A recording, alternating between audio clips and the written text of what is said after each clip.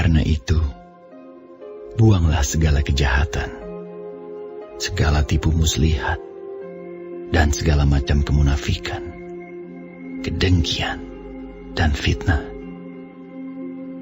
Dan jadilah sama seperti bayi yang baru lahir, yang selalu ingin akan air susu yang murni dan yang rohani, supaya olehnya kamu bertumbuh dan beroleh keselamatan, jika kamu benar-benar telah mengecap kebaikan Tuhan. Dan datanglah kepadanya batu yang hidup itu, yang memang dibuang oleh manusia, tetapi yang dipilih dan dihormat di hadirat Allah. Dan biarlah kamu juga dipergunakan sebagai batu hidup untuk pembangunan suatu rumah rohani, bagi suatu imamat kudus, untuk mempersembahkan persembahan rohani, yang karena Yesus Kristus berkenan kepada Allah. Sebab ada tertulis dalam kitab suci, sesungguhnya aku meletakkan di Sion sebuah batu yang terpilih, sebuah batu penjuru yang mahal, dan siapa yang percaya kepadanya tidak akan dipermalukan. Karena itu bagi kamu yang percaya, ia mahal. Tetapi bagi mereka yang tidak percaya, batu yang telah dibuang oleh tukang-tukang bangunan telah menjadi batu penjuru, juga telah menjadi batu sentuhan dan suatu batu sandungan. Mereka tersandung padanya karena mereka tidak taat kepada firman Allah, dan untuk itu mereka juga telah disediakan. Tetapi kamulah bangsa yang terpilih, imamat yang rajani, bangsa yang kudus, umat kepunyaan Allah sendiri, supaya kamu memberitakan perbuatan-perbuatan yang besar dari Dia, yang telah memanggil kamu keluar dari kegelapan kepada terangnya yang ajaib. Kamu yang dahulu bukan umat Allah, tetapi yang sekarang telah menjadi umat-Nya, yang dahulu tidak dikasihani, tetapi yang sekarang telah beroleh belas kasihan. Saudara-saudaraku yang kekasih, aku menasihati kamu, supaya sebagai pendatang dan perantau, kamu menjauhkan diri dari keinginan-keinginan daging yang berjuang melawan jiwa.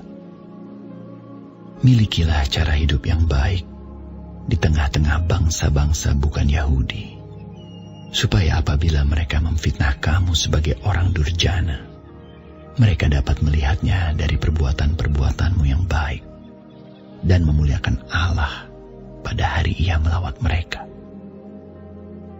Tunduklah karena Allah kepada semua lembaga manusia, baik kepada raja sebagai pemegang kekuasaan yang tertinggi, maupun kepada wali-wali yang diutusnya, untuk menghukum orang-orang yang berbuat jahat dan menghormati orang-orang yang berbuat baik.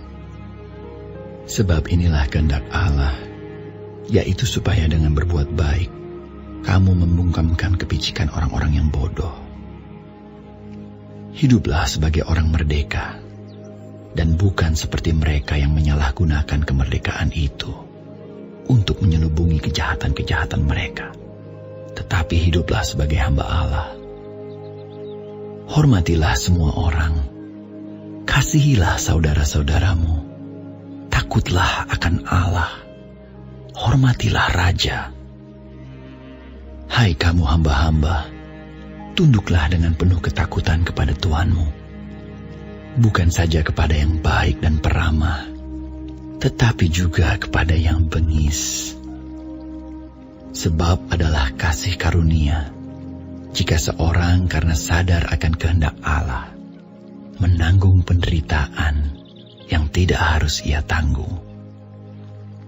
Sebab dapatkah disebut pujian jika kamu menderita pukulan karena kamu berbuat dosa? Tetapi jika kamu berbuat baik, dan karena itu kamu harus menderita, maka itu adalah kasih karunia pada Allah. Sebab untuk itulah kamu dipanggil, karena Kristus pun telah menderita untuk kamu dan telah meninggalkan teladan bagimu, supaya kamu mengikuti jejaknya. Ia tidak berbuat dosa, dan tipu tidak ada dalam mulutnya. Ketika ia dicaci maki, ia tidak membalas dengan mencaci maki. Ketika ia menderita, ia tidak mengancam, tetapi ia menyerahkannya kepada Dia yang menghakimi dengan adil. Ia sendiri telah memikul dosa kita di dalam tubuhnya di kayu salib, supaya kita yang telah mati terhadap dosa hidup untuk kebenaran. Oleh bilur-bilurnya kamu telah sembuh. Sebab dahulu kamu sesat seperti domba, tetapi sekarang kamu telah kembali kepada Gembala dan Pemelihara jiwamu.